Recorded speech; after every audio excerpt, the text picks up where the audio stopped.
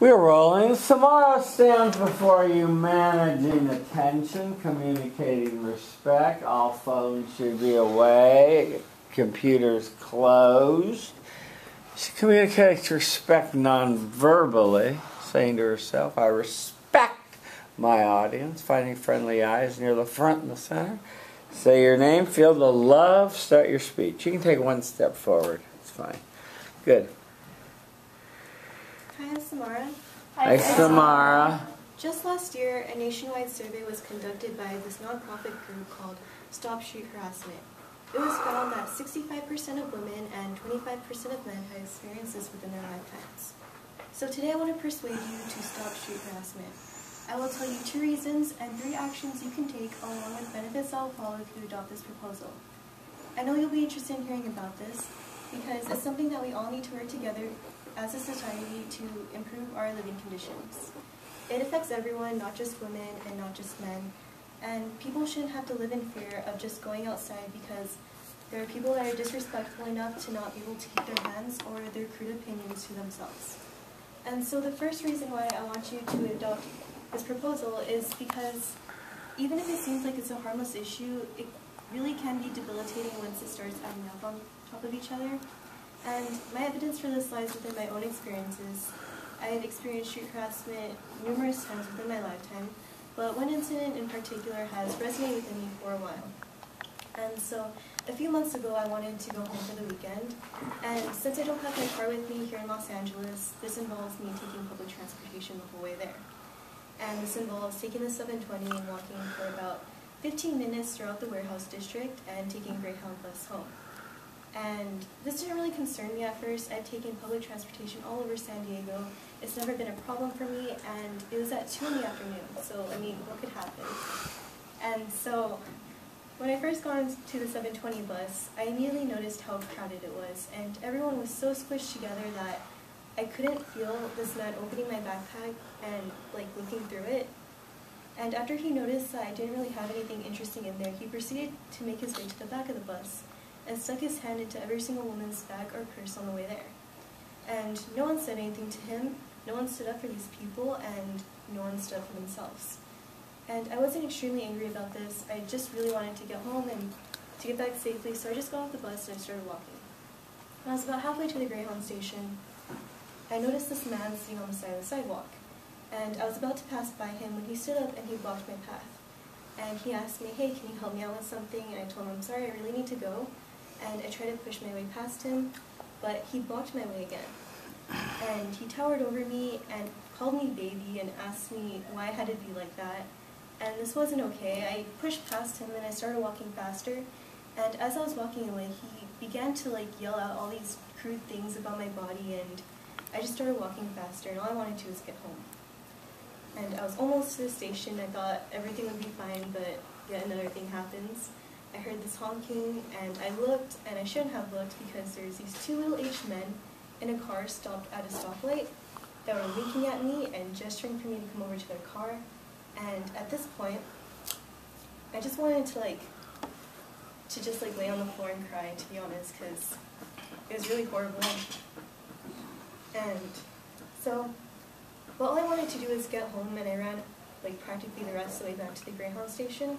And this wasn't okay, because I shouldn't have to fear walking around at 2 in the afternoon wearing long jeans and a sweater just because these people can't keep their opinions to themselves and are rude enough to do this to me. And this wasn't right, and so this is why I'm asking you to really consider changing this problem. And so the second reason why I want you to adopt this proposal is because it's become a norm in our society. My evidence for this lies within a book review by Corinne Bertrand. She's the psychology professor at Shippensburg University, and she stated that street harassment has become unremarkable in young people. It is so pervasive that it is assumed to be normal and therefore unnecessary to report. And this is something that I've even begun to grow numb to in high school and has sadly accepted as the truth. I thought that going outside would inevitably bring these unwanted comments, and it was just something I was going to need to deal with, even if it made me uncomfortable. And so people shouldn't have to live in fear just of going outside because of this. And so this really upset me, because if I began to think like this, then other people must have too, and this just continues the cycle of disrespect that people face in our society and doesn't help to solve this issue at all. And so now I want to talk about 3 concrete actions that you can take to stop street harassment. The first is, if you see someone being harassed, to actually stand up for them, even if it seems harmless. At least the idea that this is okay and could lead to more serious implications. The second thing is to stand up for yourself if you're being harassed. This let the harasser know that what they're doing is not okay, and to leave you alone and try to draw some attention to the situation. The third thing you could do is be careful with your own actions and words. What you might consider to be a compliment might not be received that well, and to be honest, not everyone wants to know how nice their butt looks in those jeans from a car speeding away. And when you do these actions, you'll help make society a better place. People will begin to respect each other a little bit more, and hopefully this will bring down the level of fear that some people face in society. And in summary, I have told you 2 reasons and 3 actions that you can take to stop street harassment. There should be no doubt in this room that street harassment needs to stop. 65% of women and 25% of men is a very large quantity of the population. It really saddens me to know that this amount of people have faced this street harassment, and I know that I'm going to take more effort to try and stand up for myself and for other people, and I really hope that you do the same as well. Thank you. Do you mind flicking that light on? You're a little dark in my camera. Thank you. Yeah, good. Okay, let's start in the rear over here. Thank you. Hi, I'm Ava. Hi, Ava. I think you were very well spoken, and I like the pace of your speech. And I also like the topic. It's not something I would typically think about, but I think it's pretty important. So. Thank you, Ava. This is a little different topic, wasn't it? Yes, please. I'm Ashley. Hi, Ashley. I really liked your speech. The structure was great. The flow was great. I think you could work on vocal variety a little bit more. And since I was sitting at the back, I couldn't really hear you that well. That could just be me and my hearing. But yeah, so just work on direction. No, yeah, I think that's something you'll want to work on, is filling the room with your energy, with your voice. I think that's a valid comment and suggestion. Well, Samara, let's talk about your speech. You started off with kind of an intriguing, arresting statistic, right? And 65% of women and 25% of men have experienced some sort of street harassment, and it makes it seem like, and I happen to agree, that we live in kind of a rude, crude world. And you've heard me, I think, in class say before, this is why I'm very concerned when I see women in particular walking around with headphones on. I think it's dangerous, because I think you have to be alert to the rude and crude and dangerous things that are around and about. In any case, you wanted to take steps against street harassment. And I would argue, and I thought, my God, you are really taking on a big problem. So I was going to be intrigued to see what you were going to do about such a big problem. Your 6th statement was good. You related it to everybody, and so I liked that. Your first story or support came from your own experience, which is perfectly valid. It was a good story. You talked about going home, I guess it was from here to San Diego, was it? And you had to take public transportation, which is always good for a laugh. And it was very crowded, and people were behaving in ugly ways, looking in others' bags and crowded and jostling people and all this other stuff that goes on in buses and public transportation, and that didn't seem to be very nice.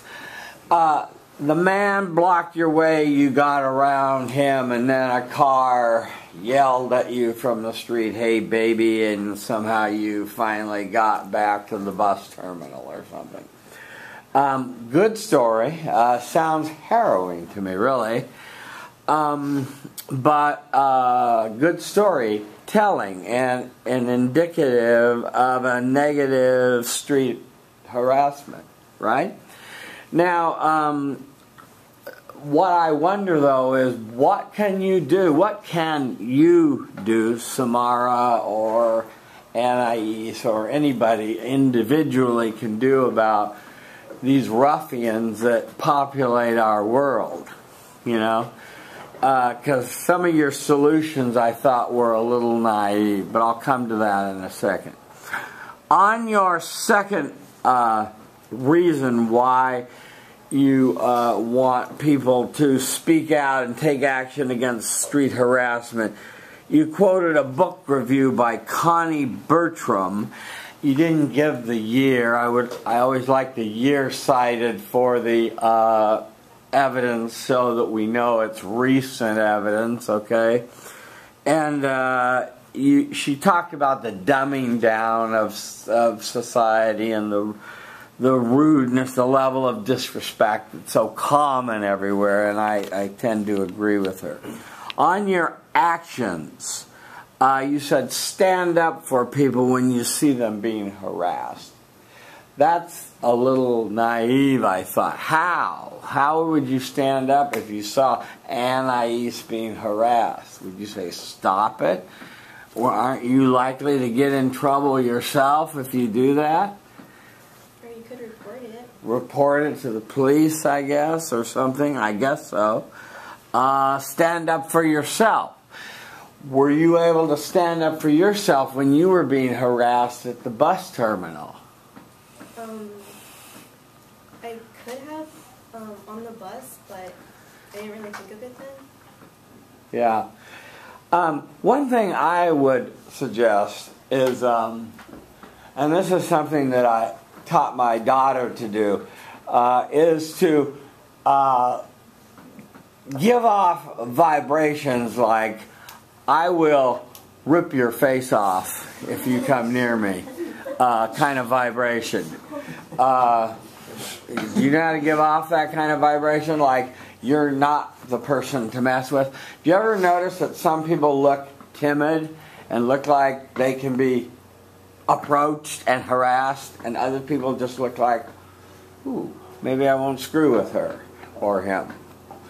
And there's something to be said for taking self-defense classes and other things like that, so that you're not, you know, subject to, you know, let's just face it, men are animals. And they are. And they behave very brutally in our society. And it's very sad. And what you've portrayed doesn't surprise me in the slightest. But I do think some of your solutions are a little naive. When you perform these actions, you had the positive, and so that looked good. You had that step, that was good. Your summary was good, your conclusion and your tie back, your statistics were all good. You said you wanted to move 3 times. Don't forget the 4th part you didn't, and don't rush. How'd it go?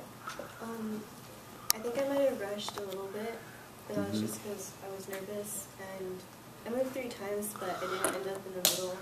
Right, I noticed that. And you moved a little bit far to your left this time. What was the time? 6:05. Okay, so that worked fine.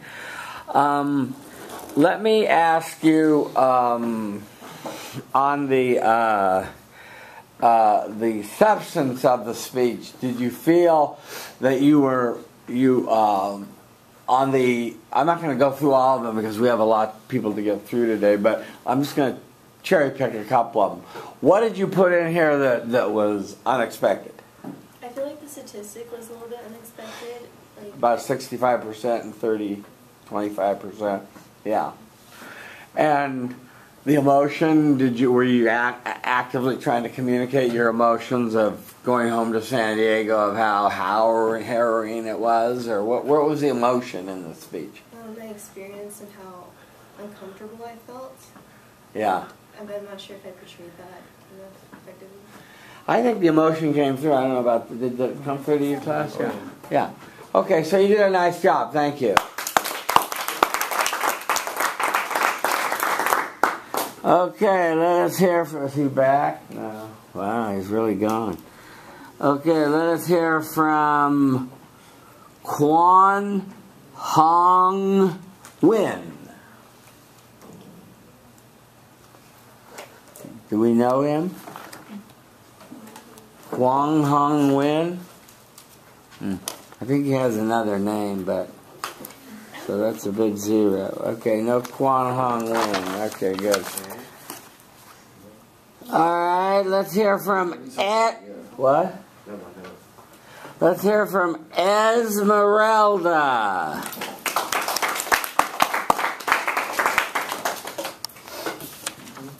I need a moment, Esmeralda.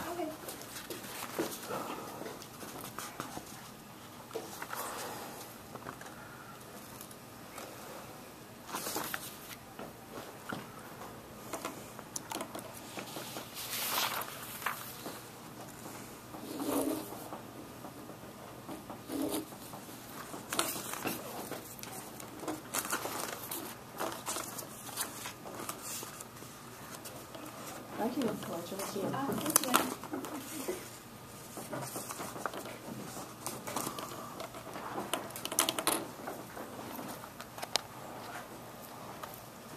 You're perfect.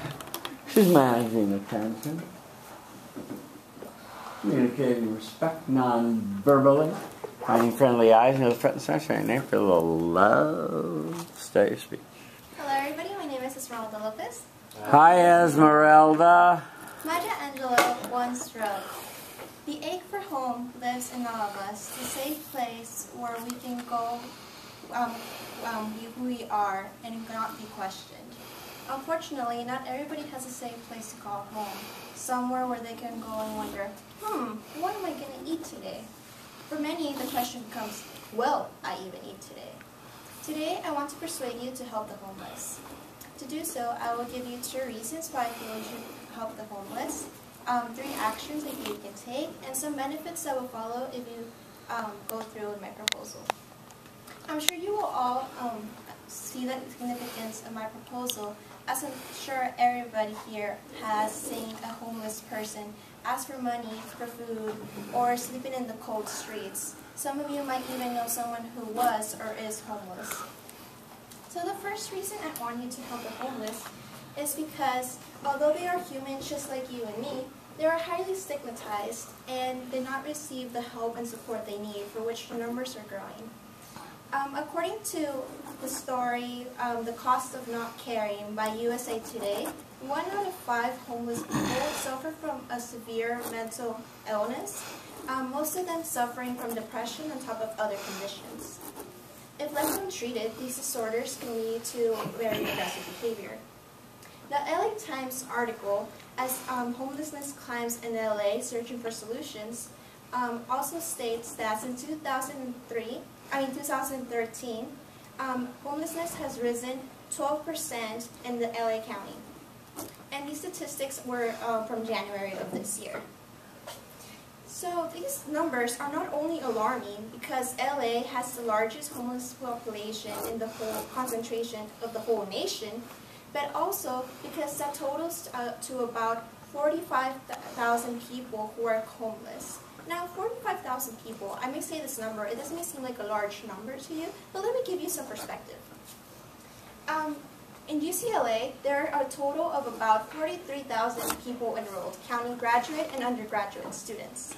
Now imagine all of them are homeless. You are homeless, I am homeless, and that's not even the 45,000. There's still even more people. Those numbers are alarming. And so I feel that we should help the homeless because our futures are not certain. Things may not work out for us. And so while I would never wish this to anybody, one of us may end up homeless in the future. The second reason I want you to help the homeless is because, okay. So some people don't want to help the homeless because they are highly stigmatized and they feel, oh, they should just get a job, or oh, they're just addicts. But these people are people that really need help. And helping them not only helps them, but also helps the community. And so an article by Robbie Couch for Huffington Post states that formerly homeless people contribute to society as they spend money in the community. They help local businesses pay their taxes, and that money can be used for social programs that in turn can help homeless people. This story by USA Today, The Cost of Not Caring, also states that treating the homeless can lead to a decrease in crime, which would make the streets considerably safer. I feel that helping the homeless can only have positive consequences. And so there are 3 actions you can take to help the homeless. First of all, you can donate. You can donate items, or you can donate items to an organization dedicated to help the homeless or to the homeless themselves. You can do that, especially now that we're moving out, if you have any extra items that you wish to donate. Now, to illustrate the importance of donating, I want you all ladies to imagine living in the streets. Now, imagine you have the time of the month, and you have no feminine hygiene products. For that whole week, you would basically be bleeding out. Now imagine the tremendous sadness that would come over you because you do not have your necessities. That is why donating is so important. The second action you can take is volunteer.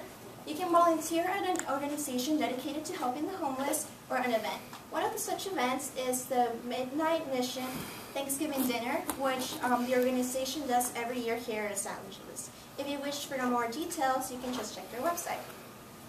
I remember when I was in high school, I went several times to our local church, and one of our times we wrapped and made hot dogs and filled in large containers to take to downtown San Diego, where the homeless population is very obvious.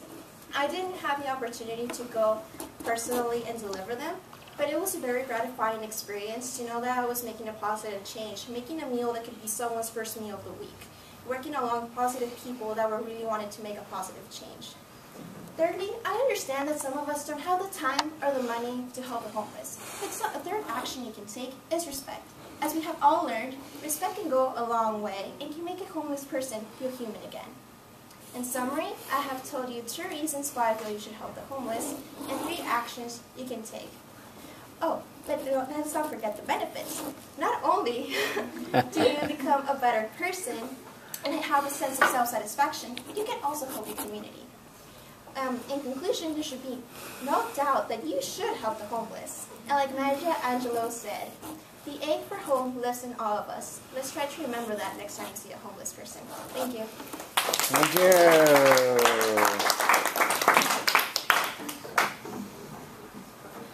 Hi everyone, I'm Gabia.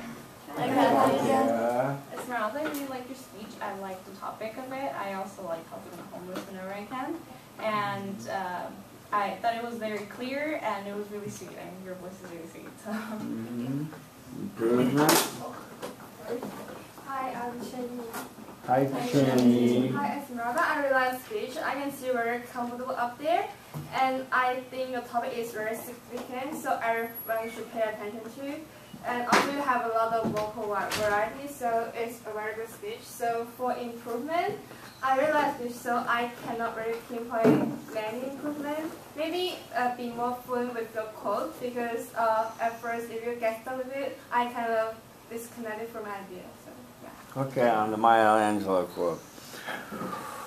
Esmeralda, let's talk about your quote. The homeless is a good topic to do. Remember to stay more in the power stance with your feet a little wider apart. Maya Angelou is a good quote. It was a little long. You tied back to it nicely. That was good. It's a significant topic, and we all see it around Westwood and everywhere. So it's one that we care about. What was the time, by the way? 5:56. 5:56. Perfect. And your significant statement was good.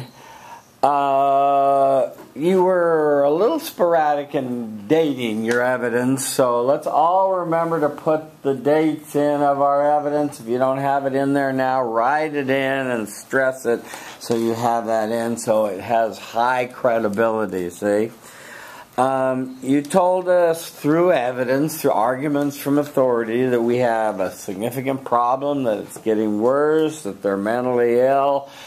And I like the way you dramatized your statistic by saying that would be like everybody on the UCLA campus was suddenly homeless. And so that was a good way to use your statistics in a dramatic way. The second reason you wanted to help them is to better the community. And here's where you fell down a little. You weren't quite sure of your Huffington Post quote or what he was trying to say, and you didn't get the data out on that one. And you referred back to the USA and that they pay taxes and that sort of thing. And basically that it'll have positive results. Concrete actions, donate help, volunteer. I thought your speech got best when you talked about something that you had actually done. What I thought was lacking in the speech was your personal connection to the homeless, why you were interested in the topic, why you cared. Did you have a friend or somebody that you knew that was homeless? And so when you finally talked about working the high school bags that were sent to San Diego, that gave us a little insight into your working with the homeless, and that was good for the local church. Your summary, your conclusion, you tied back to the benefits, so you didn't lose points on that. You said be within the time frame, don't forget to mention anything, and avoid filler words. How'd it go? I was within the time frame. I think I almost forgot certain things, but I mentioned them all, I feel. And the last one, filler words, I normally don't notice when I'm up here, but I do when I watch the video. Okay. And what was unexpected? I feel maybe for the girls, it was unexpected to have them imagine them being on their periods while living on the street. Okay, that was different. Yeah, that was very different. And that's something one normally doesn't think of, but it would be real inconvenient to be going through that without those personal necessities. So that was really unexpected. What about the emotions of this? How were you communicating the emotion of being homeless, or your emotional feelings about being homeless? I feel like I transmitted the importance of helping the homeless. Maybe it was kind of difficult to transmit emotions considering my evidence was mostly like statistics. Right.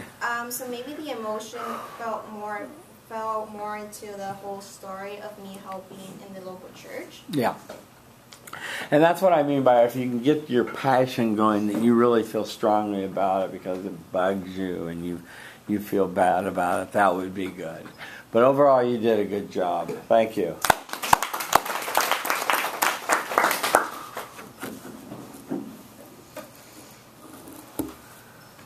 Okay, now we have somebody out of order because of a medical emergency.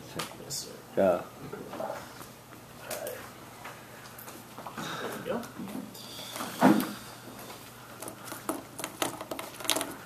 He stands before you, managing attention, communicating respect, finding friendly eyes near the front and the center. Say your name, feel the love, start your speech. Alright, hey guys, I'm Sylvia. Hey Sylvia, boy you're tall. Yeah. Alright, so did you guys know that we spend about 25 years of our lives asleep?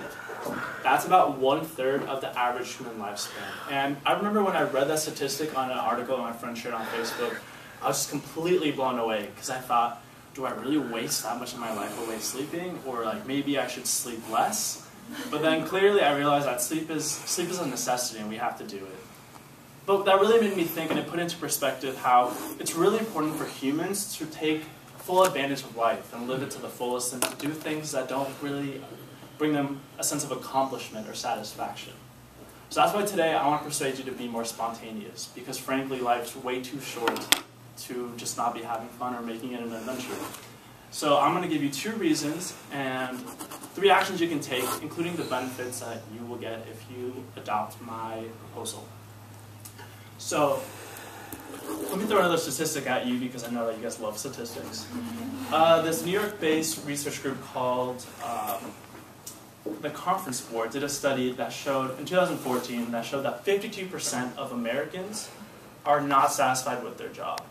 That means half the adult population in our country wakes up every morning not happy with what they're doing with their life. And that to me is just kind of depressing, because can you imagine just not having that sense of satisfaction in something you do? And it's easy to say these people should just drop what they're doing, quit, and find something that makes them happy.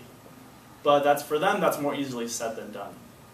But what if people adopted this spontaneous mentality and really made an effort to change the things in their life that make them unhappy and try to be happy? And that's the kind of mentality I want to share with you today.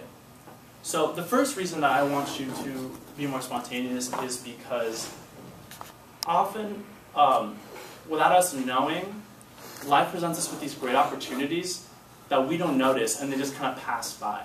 And my support for this is actually a story my dad told me about him coming to America, and it really resonated with me for multiple reasons. So my father in his 20s was traveling Europe with his singing troupe, and he finally ended up making enough money to buy a plane ticket to go back home to Brazil or to go to New York City. And so he kind of just sat there at the airport and just decided to make a decision, and he decided to spontaneously go to America and see what it had to offer. And with a weird twist and turn of events, he somehow ended up at the University of Arizona, got his degree, got his first big job offer, and most importantly, met my mom. And how this made me feel was that it showed me that no matter what you choose, life has a way of working itself out. And that showed me that making those on-the-spot decisions, those spontaneous decisions, sometimes will present you opportunities that you didn't know you had unless you would have making that decision. And also I wouldn't have existed, so that would be tragic. So the second reason that I think you should be more spontaneous is because... Thank you. The second reason I believe you should be more spontaneous is because when we live a meticulously planned out life, we worry too much about things going wrong. And when they do go wrong, we're just disappointed in the end.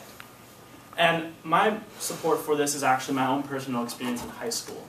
So in high school, I was obsessed with the ACT. I'm a horrible test taker. And I wanted to get a good score, the score I wanted, and I wanted to get into my first choice school.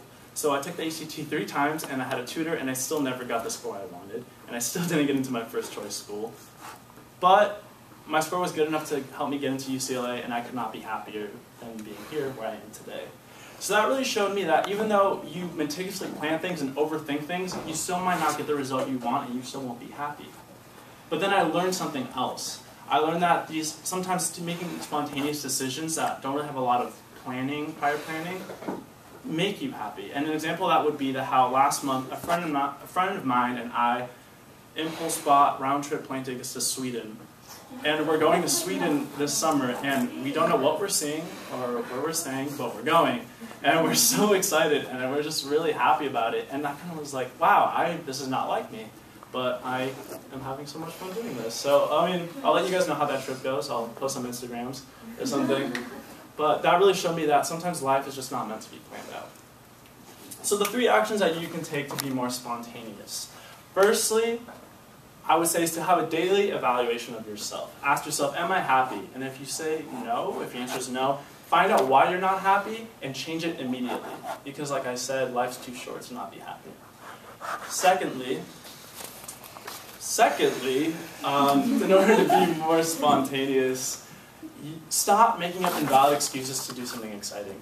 If you know, for example, you are sometimes your biggest obstacle to having fun because you make up these excuses and you know yourself, you know that you actually have the time to do some, to have some fun time.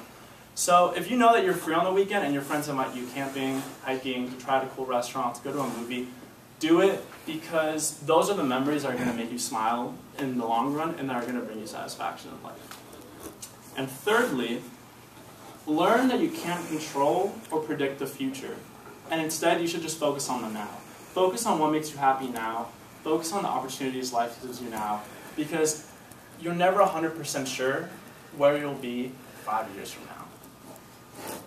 And if you take these steps and these actions, you will not only be a more satisfied human being in where you are and what you're doing with your life presently, but you'll also have a sense of satisfaction in the future and these memories that will bring you joy.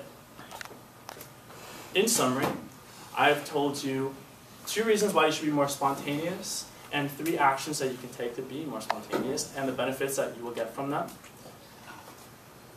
If there should be no doubt in this room that if we all decide to live less meticulously planned out, overthought lives, we will truly take advantage of everything that life has to offer. So if you already spend 1/3 of your life sleeping, that means you have 2/3 of your life left to decide what you want to do. And that might seem like a completely daunting task, but we have to take it day by day. And I don't plan on being part of that 52% that's not happy with what I'm doing with my life. And I really hope that none of you are either. Thank you. Thank you. What's the time? 6:41. 6:41, perfect. In the rear here. Hi, my name's Steve. Hi, Gabe. I really like, positive, right? I really like your speech. You articulated very well, and even when you kind of like forgot what you were saying, you were able to recover really quickly, which I think is very important. And I hope you have fun in Sweden. Thank you. Yeah. What's not fun in Sweden? Yes, please. Hi, I'm Becky. Hi, Becky. Your speech was really great. I really liked your surprising. Well, it surprised me when you were talking about going to Sweden. I was like, whoa, Sweden, okay, cool. I guess for improvement, I thought you did really well overall. I would just say, like, maybe, like, rehearse it a little bit more so you don't, like, get stuck on a point, but that's all good. Okay. Well, you chose a really personal topic that was one that had the benefit of you sort of practicing what you were preaching. And this was sort of what I was trying to get at a little bit with Esmeralda's speech, with doing what you're advocating your audience do, So that was good. So you started off with the big, we do a lot of sleeping. Yes, we do, and it's good that we sleep because it's helps us get through the day. And you advocated that people be more spontaneous. And you had 2 reasons and some actions that you proposed, and then you skipped the benefits, but you got the benefits when you got there, so that was fine. Now, you said you got worked some statistics in, believe it or not, from the conference board that said that 52% of the American people are unhappy with their jobs, and that made you sad, and you would hope that they could do something about it or find something they love. And this sort of goes a little bit to what we were talking about with Steve Jobs in the first speech that we saw in the class too. If you find yourself, after a couple of weeks doing the same things, maybe it's time to give some serious thought to doing something else. So, but as you point out, these are not often easy things to do if you're really locked into a wife, family, mortgage, house and car payments, But when you're younger, it's easier to practice spontaneity. So I think it was good for this audience. On your main body, you talked about opportunities that can pass you by, and for your evidence you used your father, who had a decision to make to either go back to Brazil or to come to New York City. He ended up in Arizona, met your mother, had you, lived happily ever after, blah, blah, blah. And so you thought that was good evidence of being spontaneous and being sort of adventuresome and taking life where it leads you, right? And you had sort of a moral to the end of the story, because you never know what you're going to miss out on if you don't take these opportunities. The second reason that you gave was you said don't worry about things going wrong, and you gave us the personal example, again very personal evidence of practicing and re-practicing for the ACT, and apparently not getting into Harvard but settling for UCLA, and gosh, it turns out it's an okay place. And then you realized that you sort of overthought all of that, and you thought that through, and then you shared with us your unexpected ticket to Sweden, and that was real unexpected that came in your... And what I liked most about it was that you were practicing what you were preaching. You weren't just advocating that this young lady be more spontaneous. You were showing that you were actually being more spontaneous as well with your actions, because actions do speak more louder than words. So your concrete actions were good of self-reflection, and I thought that was pretty good. As Steve Jobs, ask yourself if you're unhappy. Secondly, the road trip, the cool restaurant, that sort of thing. And then I think the benefits were good. The summary, the conclusion were all fine.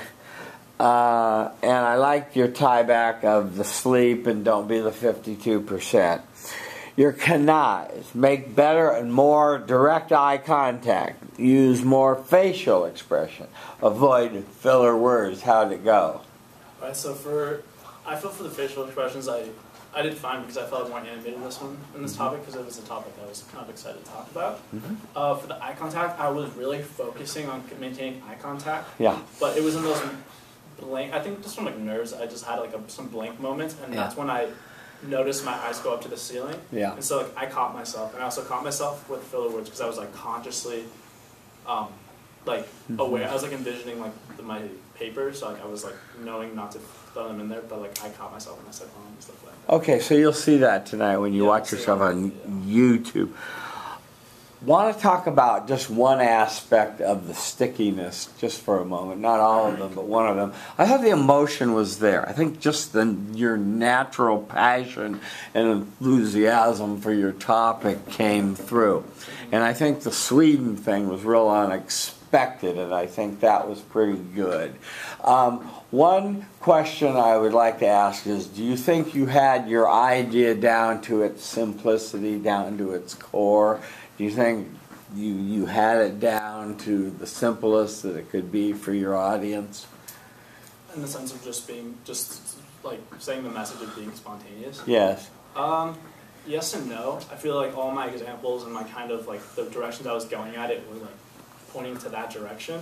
Yeah. But I feel like I could have been more concise. I feel like I kind of went from like the reflecting aspect to like, to the more like personal aspect of it. It was kind of like everywhere. But okay. I could be more simple. I feel like I could pick one. Okay. Overall, you did a nice job. Thank you. Okay, now ready to roll? No, I just realized there's a lot missing from my speech, so if I could I go next time, I'll take like a late credit or whatever. A late credit. Okay, well, I'll put that down that you're not going to. What's your name? Sonny. I'm on the other side. Sonny, yesterday my life was filled with pain. Okay, Sonny, Samara, where are you? Oh, you must be on the other page. Okay. Alright, well, let's go on. So Sonny takes a low grade.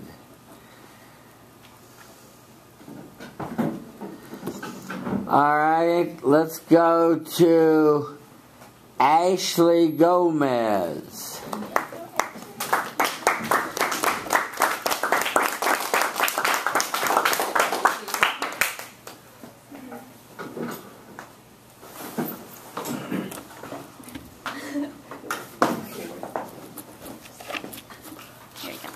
Thank you.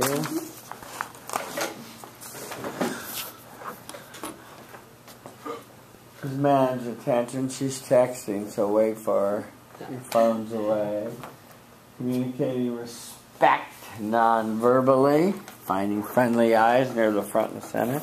Say your name. Feel the love. Start your speech. Ashley. Hi, Ashley. Sorry for cutting you off. So there's a saying that goes, the best things in life happen when you least expect it. However, the opposite is also true. The worst things can happen when you least expect it. For example, how many of you expect for your laptop to crash the night before an essay is due? I bet none of you expect that to happen. So well, I'm here today to persuade you to back up your files on an external hard drive or on like an internet storage system.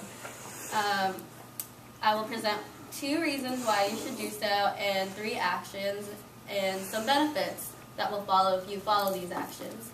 I know you guys will find what I have to say interesting because you guys probably know someone who has experienced some sort of loss of data if you yourself haven't experienced it yet. So, okay, so the first reason that I want you to back up your files is because hard drive failures and laptop crashes are unexpected.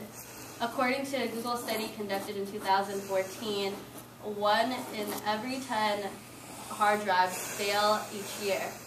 At this rate, 1 in every 2 hard drives will fail in 5 years. So if your laptop is 5 years old, there's a 50% chance your laptop will crash on you. Sorry. So my best friend Jessica, her laptop crashed this past quarter, earlier this quarter, and she was devastated because she had an essay due at the end of the week, but like a good girl, she didn't procrastinate. So she had some extra time to finish her essay and rewrite it. However, she was completely devastated and sad because her laptop was about like 5 or 6 years old, like the Google study, and her laptop died, and so she lost all her pictures from high school until this point, her 2nd year in college. So all her prom pictures are gone, all her graduation photos are gone, memories from high school, memories from the 1st year of college, and she's a cheerleader, so like all her cheer pics are gone too. So she felt devastated, and I was able to sympathize because I experienced a similar situation several years ago in middle school with my family's desktop computer. So I want you guys to back up your files so you won't be like Jessica, who just was unable to recover all her memories and pictures. The second reason why I want you to back up your files is because theft is also an issue and is also unpredictable. According to the UCLA PD's annual report, more than 450 laptops have been stolen on campus within the past 3 years. And in the last school year's report, 2013 and 2014, about, it was about $75,000 worth of computers were stolen. And then, I know all of you guys have heard that within this past year, about 55 laptops from Powell Library were stolen. That was amounted to $33,000. So you can see that laptops are expensive and it's really hard to replace them, and you just don't know when something like this will happen, when a theft will happen. And I can tell you guys that I did not expect this to happen to me. I work at, as you guys know, I work for Ucla Athletics, and I was working at one of the basketball games here, and my laptop was stolen at the game.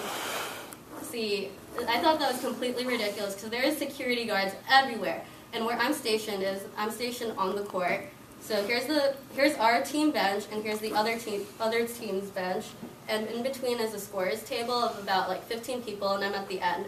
So at the end of the game, I was supposed to deliver the stats to the other team, and I was only gone for about 20 seconds. When I came back to my seat, my laptop was gone. I asked the 2 people sitting next to me where my laptop was, if they saw it, if the security guard who was standing right there saw it, because he was supposed to stop fans from like going down to the court. No one saw it, but luckily Pac-12, they were still recording, So after I reported the incident, the Pac-12 networks were able to find a description on the man and were able to match it, and they saw him like maybe 20 or 30 minutes later lurking around Cobell Commons. So I just like want to reiterate that you guys will never know when something tragic like that will ever happen. So now I'm going to present 3 actions for you to not feel unsafe or discouraged when you lose your files. 1, I think you guys can or should buy an external hard drive. Like, it's an investment. I know they're a little bit pricey if you can't afford one, but it's an investment. These are your memories, these are your files, so I think you should buy one. Also, 2, after you buy an external hard drive, it's not enough because that machine can also break down on you. So you should upload everything on like an external storage account, so like Google Drive or Dropbox or iCloud, which is, I think, really cool. Because even after my laptop was stolen, I wasn't too scared because I do own an external hard drive and I do like occasionally upload my pictures on iCloud. So the third thing that you can do would be to, after you buy a hard drive and after you have an account, actually periodically update everything. So that's the biggest problem, I think. People get lazy and they forget to do so. So in summary, I have given you 2 reasons and 3 actions for you to back up your files. And I know that I think you guys should all do so after you do after you perform these actions, because it will just save you from the heartache and the gut-wrenching feeling in your stomach. So when you lose your files. So in conclusion, I think you guys should expect for the worst to happen and prepare for it. Yeah. Thank you.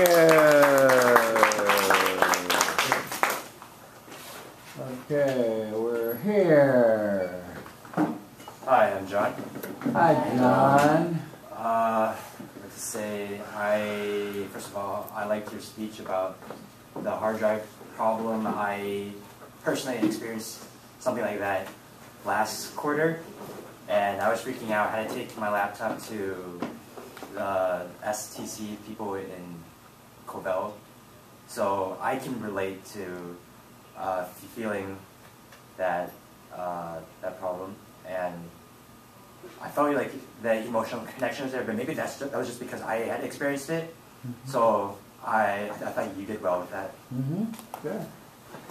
Improvement. Slimming. What was the time? 6:51. Thank you. I thought it was a good speech. I liked how you personally related to the hard drive stuff, because I didn't think you'd be able to do that. But the only thing I'd see of improvement would be like vocal variety. It kind of seemed a little monotone, so maybe just like change the volume levels a little. Okay. Good suggestions. Actually, yes. A real obvious, but not so obvious, and yet something that you really need to push people to do because they don't do it. So it's really actually quite a persuasive challenge to get people to do it. And I think you did about as well or as good as anyone could in goosing people along to get them to do what they should be doing, but they're not, you know. You started with the saying that the best things might happen when you least expect it, and the worst things happen when you least expect it. And then you talked about a laptop crashing the night before, and I was, then you tied back to everyone should expect, so I guess that was your tie back, huh? Yeah. It was kind of a... I got nervous. Yeah, I knew I was running out of time. I would have liked a little better tie back. On your thesis, it was fine. Your preview was good. I think you got a nod from probably everyone that has had some sort of problem with their computer and not backing up. So I think you struck a universal record. You didn't date your Google study of I that. said it was conducted in What now? 2014. Yeah.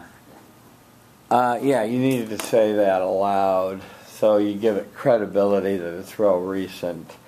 And I know you wrote it here. Oh, I did say it though. Oh, you did say it? Yeah. Oh, okay, I missed it. Sorry. And 1 in 10 and 1 in 2, so that was, really stress that. That, and then well, I'm going to talk about this in a second, but then come away from your statistics and you say, what do these statistics mean to you? This means that it is going to happen to each and every one of you and you and you and you, right? This isn't an idle threat. It's going to happen, So, your personal story of Jessica was really excellent. I liked it. I liked the way that she had to redo her essay, but she lost her prom and cheerleading pictures. That was good, because those can be devastating, family pictures and so forth. So that was good. Your second reason from the UCLA Police Department, you didn't initially give the date, but then you went on to give the date later, so that was fine. And I guess none of them ever show up again, really, do they? So they just disappear into the never land of God knows where they go. I guess people aren't stupid enough to take them in for repair or something. And then your personal story of being ripped off in Poly Pavilion, was it? Yikes. Right in front of the cameras and security guards and people, yes. Pretty brazen. So that was a good story. And it tells you that you have to almost chain your laptop to yourself. And you can't leave it even for a second, even in anywhere, yeah. And I like the way you talked about how the emotions you went through of having to try to get it back and that sort of thing. By the way, I maybe it's because I'm in different financial circumstances, but at Costco, 1, 2, or 3 terabyte hard drive is about $100. So that's not very much for being able to back up your hard drive for a long time. Seems like it's worth $100. Or iCloud or internet you had good options for people to make it easy for them, so that was good. And I don't know why they don't do it. Maybe I missed it, but I believe you skipped the benefits. Did you? I tried to go back. Did you try to circle back and bring them in? Okay.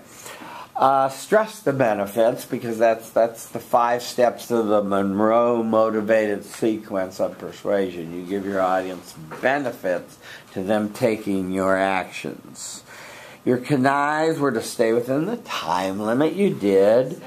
Use less filler words. Try not to skip a step in the structured form of your speech. How'd it go? Filler word. Yeah.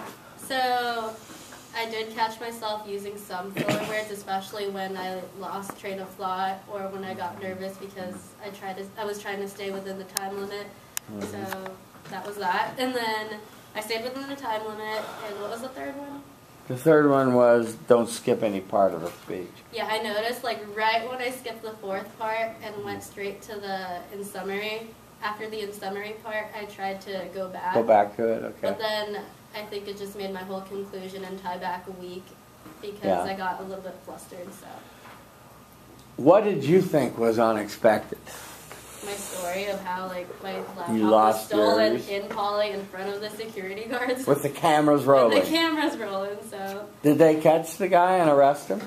They did catch him and they did arrest him. Oh, good, excellent. So one less criminal on the street. Okay, good. They actually found him with another laptop. It wasn't just mine. So a couple of hours earlier before the game, another girl reported that her laptop was stolen from the library and they found it, so. Wow.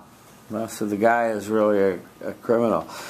Okay, and let's talk about the way that our authors of Sticky talk about the most effective way to use statistics. Are you up on that part? Do you know what your authors say about using statistics in the most effective way? I don't remember. Can anyone help her out? Yes, please. Hi, I'm Emily. Hi, Emily. So if I remember it correctly, you humanize statistics, relate it? That's part of it. Okay, that's what I remember. Yeah, that's part of it. Anybody else remember? It's the word I'm looking for. Review that part. It's to show relationships, you know. And if you show a relationship, that's going to be the most memorable and meaningful thing that you can do with your statistics. But if you can try to humanize the way I was trying to say it, this is going to affect you. They will not just, because people, after a few statistics, they glaze over and just kind of, you know, they stop having impacts. But overall, you did a good job, Ashley. Thank you.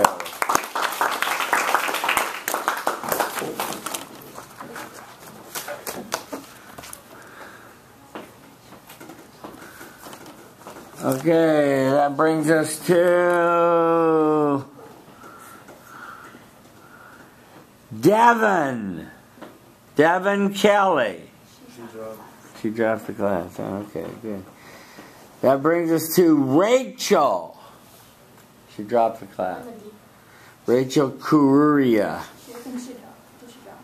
Esmeralda. Is that all? Any other C's? Any other C's? Our work is done. Return with honor. Thank you.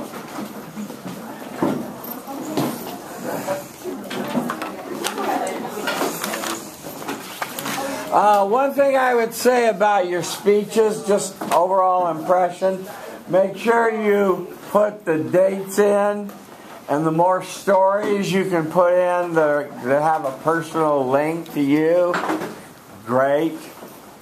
Okay. Thank you. So what was your problem today? I was just about to ask you. Sonny? So, yesterday my life was filled with pain. So mine's about basically like eating breakfast every day. Start eating breakfast every day. And so for the two reasons, my first one. Let me turn off my beautiful recording machine so I don't waste battery.